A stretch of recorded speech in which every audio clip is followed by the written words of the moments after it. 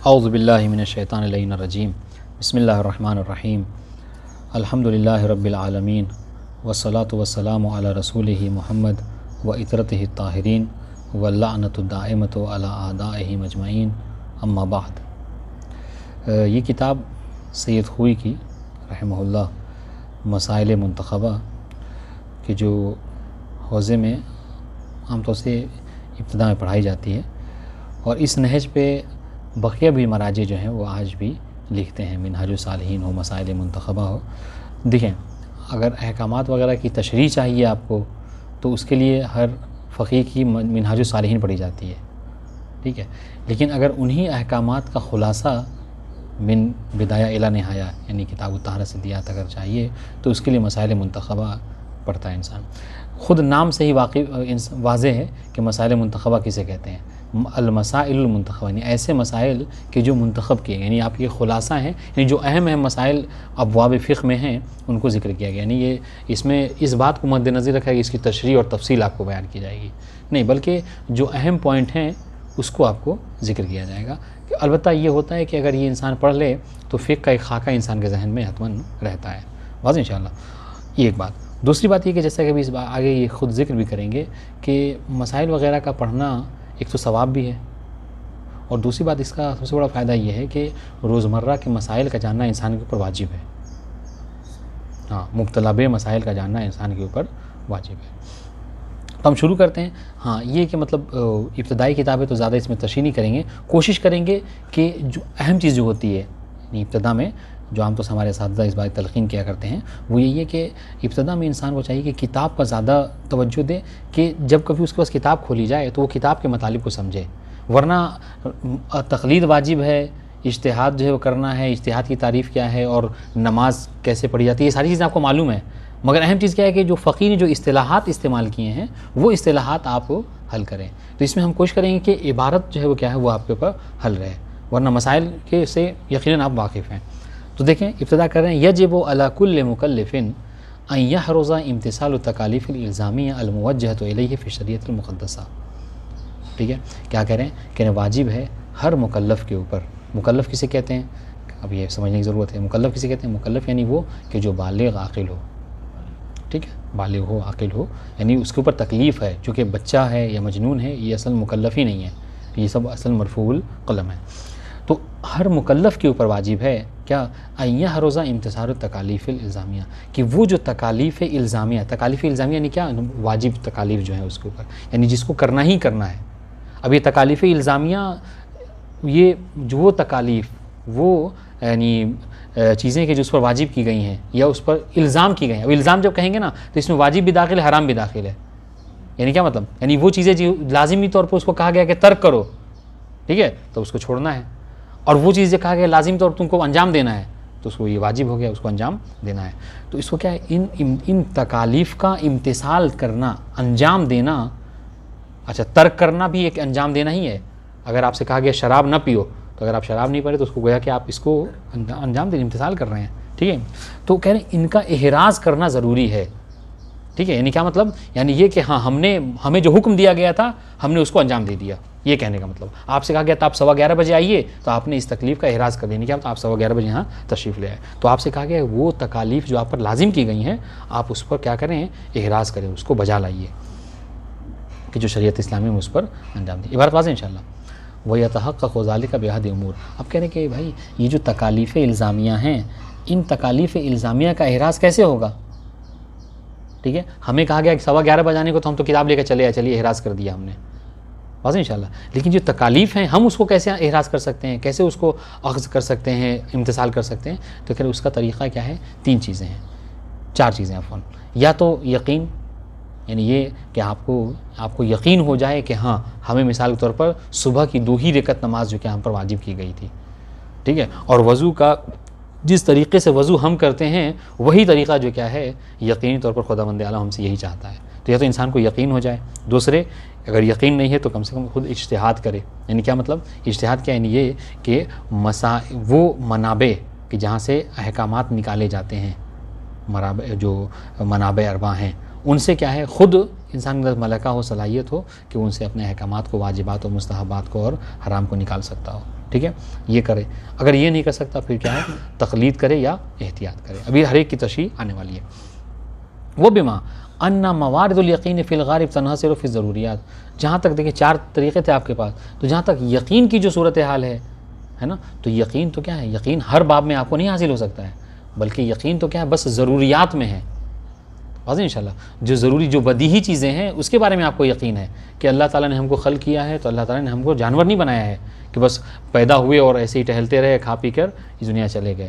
نہیں، بلکہ ہم کو اس بات کو جانتے ہیں کہ اللہ نے ہم پر کچھ چیزوں کو واجب قرار دیا ہے. ٹھیک ہے، ہمارے خلق کرنے کا مقصد ہے، ہدف ہے.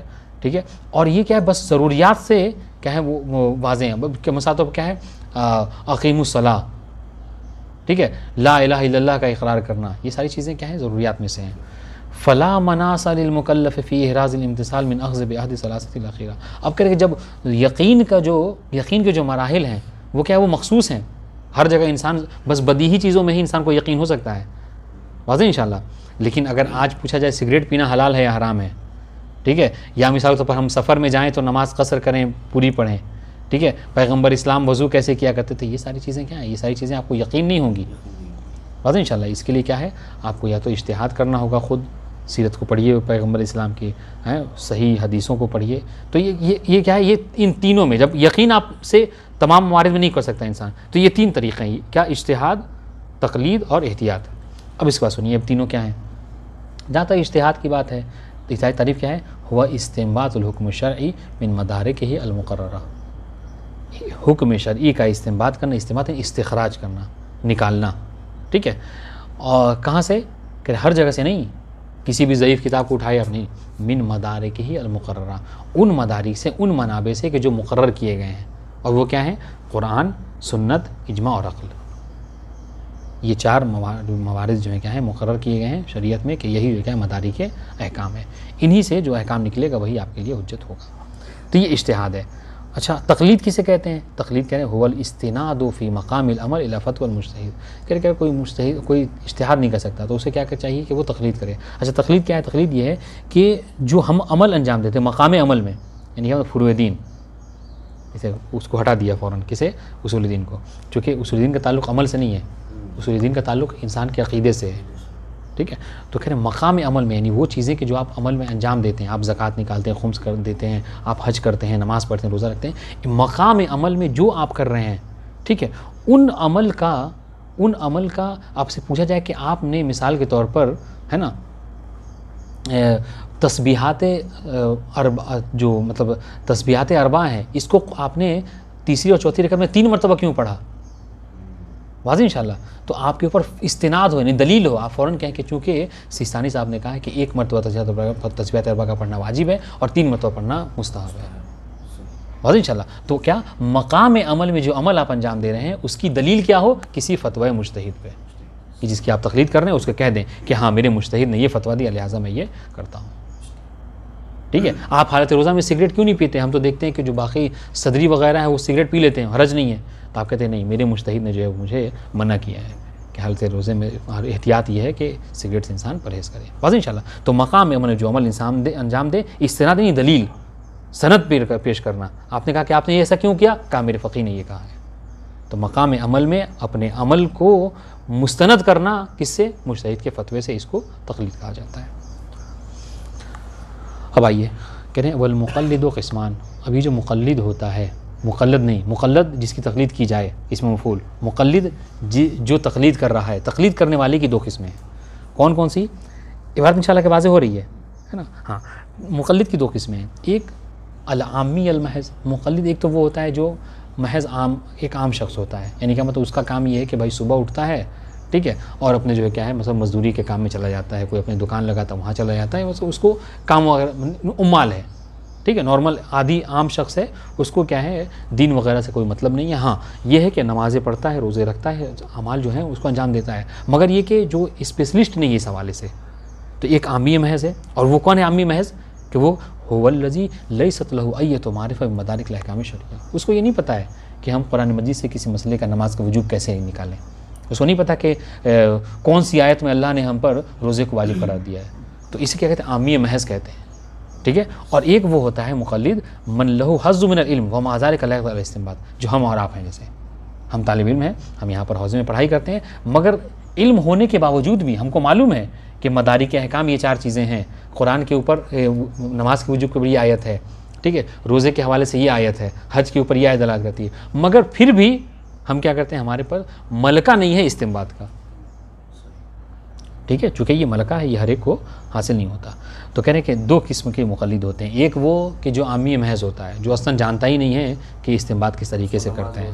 احسن تم، ہاں، اس کو بس آپ جو کہہ دیجئے کہ یہ واجب ہے تو آپ واجب کہہ کے انجام دیتا ہے، مستحب ہے تو مستحب انجام دیتا ہے. اس کو مدارک احکام سے کوئی مطلب نہیں ہے، نہیں جانتا ہے، کیونکہ اس کا کام ہی یہ سب نہیں ہے. دوسرا یہ کہ نہیں، وہ پڑھتا لکھتا ہے. من لہو حظ من العلم، حظ نہیں کہتے ہیں قسمت کو، من لہو حظ، جو اس کے پاس کچھ علم ہے، وما ذلک لا یقبل الاستنباط، لیکن اس کے باوجود بھی علم ہونا استنباط کے لیے ضروری نہیں ہے. ورنہ ایسے دیکھے تو حوزے میں ہزاروں لوگ ہیں مگر سب کے سب مجتہد نہیں ہیں. تو یہ تو 2 طرح کے لوگ ہوتے ہیں. والاحتیاط، احتیاط کیا ہے؟ هو العمل الذي يتيقن معه البراءة الذمة من الواقع المجهول. اچھا، جہاں تک احتیاط کی بات، تو احتیاط کسے کہتے ہیں؟ کہاں احتیاط، یہ سب آپ کیجیے گا کیا کہ امتحان وغیرہ کے لیے یہ جتنی تعریفیں اس کو تعریف یاد کر لیجیے گا، اس کی شرح کے ساتھ ذرا سا کہ مطلب کس طریقے سے بتانا ہے. احتیاط کیا ہے؟ هو العمل، احتیاط بھی کیا ہے؟ ایک ایسا عمل ہے کہ الذی، کہ جس کے ذریعے سے یتیقن معه، اس کے یعنی احتیاط پر عمل کرنے سے کیا ہوتا ہے، انسان کو یقین ہو جاتا ہے کس بات کا؟ بے براءۃ ذمہ من الواقع المجہول، کہ اس نے وہ بریء ذمہ ہو گیا ہے ایسے واقعے سے کہ جس کے بارے میں وہ نہیں جانتا تھا. مثلا اس کی مثال میں آپ کے لیے پیش کروں. آپ کسی ایسی جگہ پر پہنچے کہ جہاں پر آپ کو پتہ نہیں ہے کہ قبلہ کس طرف ہے. ٹھیک ہے، آپ کو نہیں معلوم کہ قبلہ کس طرف ہے. اب آپ کو نماز پڑھنی ہے، تو اگر آپ اٹھے اور جو کیا ہے، میرا دل کہہ رہا ہے کہ اس طرف نماز قبلہ ہوگا، آپ نے جو کیا ہے نماز پڑھ لی، تو کیا آپ مبری ذمہ ہیں؟ کہتے نہیں، مبری ذمہ نہیں ہیں آپ ابھی بھی مشغول ذمہ ہیں. اس لیے کہ آپ کو نہ تو کوئی ظن ہوا، آپ کو نہ کوئی علامت ملی، نہ کسی نے کہا، بس آپ نے اٹھا بس کہ یہاں پہ پڑھتے ہیں، گھر پہ یہاں پڑھتے، لہٰذا ادھر بھی وہی ہوگا. تو کہہ رہے نہیں، یہ درست نہیں ہے. تو اس کے لیے کیا، تو کہتے ہیں ہم ایسا کرتے ہیں، یہاں پر احتیاط کر لیتے ہیں. یعنی کیا مطلب، آپ نے کیا کیا، آپ نے 2 رکعت صبح کی نماز تھی، کہا چلو 2 رکعت ادھر پڑھ لیتے ہیں، 2 رکعت اس طرف، چاروں جہت آپ نے جو کیا کر کے نماز پڑھ لی. تو اب آپ کو کیا ہو گیا، اب جو کہا گیا تھا کہ لا صلاۃ الا بالقبلہ، ٹھیک ہے، کہ نماز نہیں ہے مگر یہ کہ قبلہ رخ ہو کے.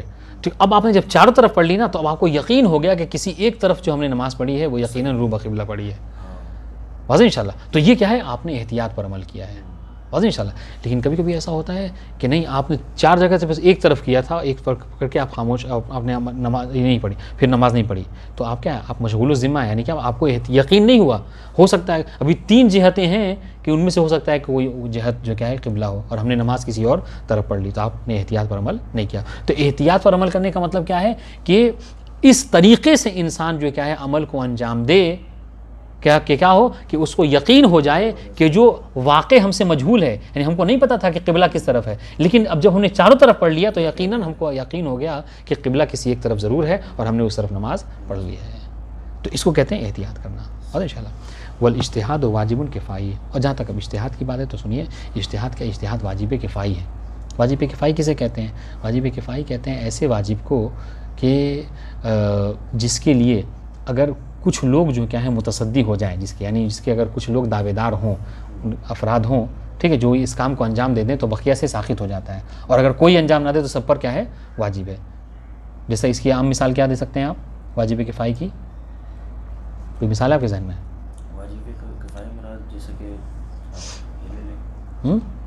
کیا بہت سامنے کی مثال ہے، نماز جنازہ، غسل میت، یہ ساری چیزیں یہ کیا ہے، یہ واجب کفائی ہیں. کوئی ایک کر دے اس میں. ہاں، اگر کچھ لوگ جو ہیں کیا ہیں کسی کو غسل و کفن دے رہے ہیں تو سب سے ساقط ہے. لیکن اگر کوئی کسی میت کو، ایک مسلمان کا جنازہ یوں ہی پڑا ہوا ہے، کوئی غسل و کفن نہیں دے رہا ہے، تو سب کے سب جو کیا ہے گناہ گار ہوں گے. تو اسی طریقے سے اجتہاد بھی ہے. اجتہاد کا ایک ایسا واجب کفائی ہے کہ اگر اتنے لوگ ہیں کہ جو مرجعیت کے دعوے دار ہیں اور مرجعیت کے عہدے کو سنبھالے ہوئے ہیں، تو پھر سب سے یہ چیز ساقط ہے. لیکن ایسا زمانہ اگر خدا نخواستہ آ جائے کہ جب جس زمانے میں کوئی مرجع نہ ہو، سمجھ رہے ہیں، تو ایسا زمانہ نہیں ہو سکتا. اگر ایسا ہو تو پھر ہر ایک پر واجب ہے کہ وہ کوشش کرے اور کوشش کر کے مجتہد بنے. ٹھیک ہے، تو یہ کہہ رہے ہیں الاجتہاد واجب کفائی فاذا تصدى له من يكتفي به سقط التكفير عن الباقين. بس اگر کوئی ایسا ہو کہ جو متصدی، جو دعوے دار ہو، ٹھیک ہے، کس کے لیے؟ یہ اجتہاد کا، من یکتفی بھی، اور اتنے تعداد میں ہوں کہ جن کے سے اکتفا ہے، کافی ہے، اتنے مثلا 10-15 لوگ جو کیا مثلا نجف میں ہیں، ٹھیک ہے، اور 15-20 لوگ جو کیا ایران میں، اور اس طرح سے پوری دنیا میں اجتہاد کا سلسلہ چل رہا ہے، تو کہہ رہے ہیں یہ کافی ہے، پھر سب سے جو کیا ہے ساقط، ہر ایک کے لیے واجب نہیں ہے، تو یکتفی بھی، تو اس پر اکتفا کیا جا سکتا ہے اگر ایسے لوگ ہیں، تو سقطت تکلیف یعنی باقی، تو یہ جو تکلیف ہے، یعنی تکلیف سے مراد ہے اجتہاد، الف لام ذکری، تو یہ تکلیف ہے، اجتہاد کی جو تکلیف ہے، یہ جو واجب ہے، یہ ساقط ہوتا ہے باقی لوگوں سے۔ وَإِذَا تَرَكَهُ الْجَمِيعُ، لیکن اگر ایسا وقت آ جائے کہ کوئی مجتہد نہ بنے، کوئی مجتہد نہ ہو، تو استحق العقاب جمیعاً، تو پھر تمام کے تمام لوگ جو کیا ہے مستحق عقاب ہوں گے۔ اس کو کہتے ہیں واجب کفائی۔ قد يتعذر العمل بالاحتیاط على بعض المکلفین، اب سنیے، تو کہتے ہیں کہ احتیاط کی جو بات کی ہم نے، احتیاط کیا ہے کہ ایسا عمل کرنا کہ جس سے انسان کو یقین ہو جائے کہ ہم نے جو واقع ہے اس پر عمل کر دیا ہے، ٹھیک ہے۔ واقع کسے کہتے ہیں؟ واقع یعنی وہ جو حکم خداوند عالم، حکم واقعی، یعنی خداوند عالم نے یہ کہا تھا کہ تم رو بقبلہ ہو کر نماز پڑھو، ٹھیک ہے، تو واقع کیا ہے کہ رو بقبلہ ہم اس طرف ہو کے نماز پڑھیں۔ اب جب ہم نے چاروں طرف نماز پڑھ دی تو یقیناً کوئی ایک طرف ہم نے اس طرف نماز پڑھ دی ہے، جی۔ اب کہہ رہے ہیں کبھی کبھی ایسا ہوتا ہے کہ احتیاط کے اوپر عمل کرنا بعض مکلفین کے لیے معذور ہوتے ہیں، وہ نہیں کر سکتے۔ آپ دیکھیں، ایک نماز تھی تو آپ نے تو چار سمت جو کیا پڑھ دی، لیکن اگر آپ کو زندگی کے تمام امور میں کہا جائے کہ آپ نماز اس طریقے سے پڑھیے، روزانہ کی نماز 17 رکعت نماز جو ہے کیا ہے آپ، یعنی 17 رکعت نماز جو کیا ہے آپ 4 مرتبہ پڑھیے، ایسی جگہ ہے جہاں پہ آپ کو پتہ نہیں قبلہ کہاں ہے، اور آپ نہیں، ہاں یہ تو ایک مثال دے رہا ہوں میں، یعنی احتیاط، آپ کو کہا جا رہا ہے کہ آپ احتیاط پر عمل کریں، کوئی یہ شخص ہے کہ نہیں ہم احتیاط کرنا چاہ رہے ہیں، اور احتیاط کا مطلب یہی ہے کہ اگر دو طرف ہے، مثال طور پر ایک احتیاط کی مثال یہ بھی ہو سکتی ہے کہ یہاں پر 2 گلاس میں پانی رکھا ہوا ہے، ٹھیک ہے، اب ایک میں یقین ہے ہم کو کہ ایک میں جو کیا ہے مثلا نجس پانی ہے، مطلب پیشاب کے یا خون کے وہی قطرے، لیکن ہم کو سمجھ میں نہیں آ رہا کہ کون سا پاک ہے کون سا نجس ہے، تو احتیاط کا تقاضا کیا ہے کہ آپ دونوں سے پرہیز کیجیے، واضح انشاءاللہ، جی۔ تو کہنے کا مقصد کیا ہے؟ کہنے کا مقصد یہ ہے کہ کبھی کبھی ایسا ہوتا ہے کہ بعض مکلفین احتیاط پر عمل نہیں کر سکتے، جیسے کیا ہے، جیسے یہ کہ اگر کوئی معذور شخص ہے تو آپ نے تو 4 سمت ہو کے نماز پڑھ لی، یعنی آپ نے 2 رکعت نماز کو 8 مرتبہ 8 رکعت پڑھ لی، چلیے یہ صحیح ہے، لیکن بعض جو معذور ہیں وہ نہیں پڑھ سکتے، اور اگر یہ ظہر اثر میں فرض کر لیجئے تو یہ 8 رکعت کو 8 چوکے 32 رکعت نماز پڑھنی ہوگی، اور اگر 17 کو کر لیجئے تو 17 چوکے 52 رکعت نماز پڑھنی ہوگی، تو ایسا تو ممکن ہے، آسان نہیں ہے، سمجھ رہے ہیں؟ تو کہہ رہے ہیں کہ احتیاط پر عمل کرنا، اور خیر اگر ایسا تمام انسان احتیاط پر ہی عمل کرنے لگے ہیں تو کہا جاتا ہے کہ نظام کون برباد ہو جائے گا، پھر کوئی کام دھندہ نہیں کر سکتا اگر روزانہ اسی پہ لگا رہے گا، واضح انشاءاللہ۔ وقد لا یسع تمیز مواد کما ستارف ذالک، اور کبھی کبھی ایسا ہوتا ہے کہ آپ مطلب کیا ہے موارد کوئی تمیز نہیں کر سکتے، فرق نہیں کر سکتے کہ کیا عمل کرنا تھا کیا نہیں کرنا تھا، جیسا کہ ہم اس کے بارے میں آپ کو تشریح بعد میں ذکر کریں گے۔ وعلی ھذا فوظیفۃ من لا یتمکن من الاستنباط هو التقلید، پس جو شخص ٹھیک ہے استنباط نہیں کر سکتا اس کے لیے کہا جاتا ہے کہ آپ کیا کیجئے، تقلید کیجئے، کیوں؟ اس لیے کہ احتیاط کرنا ہر ایک کے بس کی بات نہیں ہوتی ہے، الا اذا کان واجدا لشروط العمل بالاحتیاط، مگر ہاں اگر کوئی شخص ایسا ہے کہ جو کیا ہے احتیاط پر عمل کرنے کی شرائط اس کے اندر پائے جائیں، یعنی وہ جانتا ہو مسائل کا استخراج کرنا، گرچہ وہ مجتہد متجزی ہی کیوں نہ ہو، یعنی کچھ حد تک کے جانتا ہو اور اس پہ عمل کر سکتا ہو، تو اگر کر سکتا ہے تو ٹھیک ہے، شروط اگر پائے جائے تو ٹھیک ہے، لیکن اگر ایسا ہو کہ اس کے وہ عمل احتیاط پر عمل کرنے میں لگ جائے اور سارے اس کے نظام جو کیا بگڑ جائیں تو پھر اس پر صحیح نہیں ہے۔ فَيَتَخَيَّنَ بَيْنَ التَّقْلِيدِ وَالْعَمَلِ بِالْاحْتِياط، بس اگر کوئی ایسا شخص ہے کہ جس پر شروط احتیاط پائے جاتے ہیں تو اس کو اختیار ہے، چاہے تو تقلید کر لے چاہے تو کیا کرے احتیاط پر عمل کرے۔ کہنے کا مقصد دیکھیے، یہیں سے آپ اخباریوں کو جواب بھی دے سکتے ہیں کہ یہ جو کہا جاتا ہے کہ نہیں تقلید کرو، تقلید جو ہے کیا ہے، کوئی نہیں کہتا تقلید آپ پر واجب ہے، بلکہ آپ پر واجب تو یہ 4 چیزیں ہیں، 4 چیزوں میں سے کوئی ایک چیز واجب ہے، یا تو آپ یقین حاصل کر لیجئے کہ من ابتدا الی آخر، ابتدا سے لے کر آخر جتنے بھی قوانین اسلام ہر ایک کے بارے میں آپ کو یقین ہو کہ یہی جو کیا پیغمبر اسلام انجام دیا کرتے تھے اور یہی جو کیا حکم واقعی ہے، تو ٹھیک ہے، آپ کو نہ تقلید کرنے کی ضرورت ہے، نہ احتیاط کرنے، نہ آپ کو اجتہاد کرنے کی ضرورت ہے۔ لیکن ہم نے کہا کہ یقین جو کیا ہے صرف ضروریات میں انسان کر سکتا ہے، حج کا واجب ہونا، روزے کا واجب، یہ سب ضروری چیزیں ہیں، تو اس یقین کا مورد ختم ہو گیا۔ اب آئیے اس کے بعد مرحلہ کیا ہے آپ کے اوپر، آپ اجتہاد کیجئے. آپ کو کون کہہ رہا ہے تقلید کرنے کو؟ یہ اخباری وغیرہ منع کرتے ہیں تقلید، تو تقلید آپ واجب نہیں ہے بھائی. آپ مجتہد بنیے، مجتہد بننا آپ کو واجب ہے. لیکن آپ ہم یہ دیکھتے ہیں کہ آپ مجتہد نہیں بن سکتے. کیوں؟ مجتہد بننے کے لیے کیا ہے، کم سے کم آپ کو فقہ میں مہارت حاصل کرنی ہوگی، اصول میں مہارت حاصل کرنی ہوگی، متعدد علوم ہے، نحو ہے، صرف ہے، ساری چیزیں اس میں مہارت حاصل کرنی ہوگی. ہر ایک انسان جو کیا ہے جو 10 سال 12 سال حوزے میں گزارتا ہے وہ نہیں بن سکتے. تو چیز ہے کہ کوئی عام انسان، تو مجتہد بننا بھی آسان نہیں ہے. اب مجتہد نہیں بننے کے بعد پھر 2 آپشن آپ کے پاس ہے. ابھی بھی تقلید کا مرحلہ نہیں ہے، تقلید کا اسٹیج تو سب سے لاسٹ والا ہے. اس کے بعد آپ احتیاط کیجئے، سمجھے؟ لیکن احتیاط بھی آپ نہیں کر سکتے. کیوں؟ اس لیے کہ احتیاط کرنے سے کیا ہوتا ہے، ہو سکتا ہے کہ نظام آپ کا بگڑ جائے.